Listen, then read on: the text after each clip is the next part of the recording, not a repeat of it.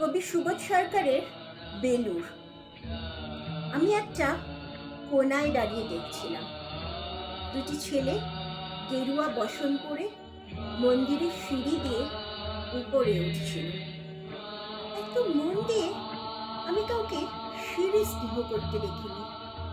এত ভালোবাসা দিয়ে আমি কাউকে সিঁড়ি থেকে ধুলো তুলতে দেখিনি। সিঁড়ি নয়, যেন জননীর ত্বক থেকে ধুলো তুলছিল।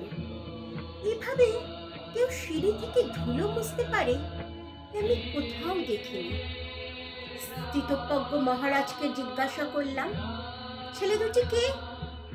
মহারাজ মৃদু হেসে বললেন, একজন নিউক্লিয়ার ফিজিসিস্ট আর একজন IBM এর 6 লাখ টাকার চাকরি ছেড়ে এখানে এসেছে, সিঁড়ি ধুতে এসেছে।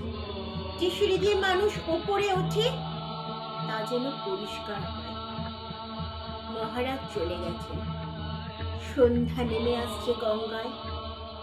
আমার ভেতরেও নামছে সন্ধ্যা। সারা পৃথিবীতে এত সিঁড়ি, সিঁড়িতে সিঁড়িতে এত দাগ, এত ধুলো, এত অপমান। আরতি শুরুর আগে মনে হলো যে সিঁড়ি মুছতে পারে না সে কোনোদিন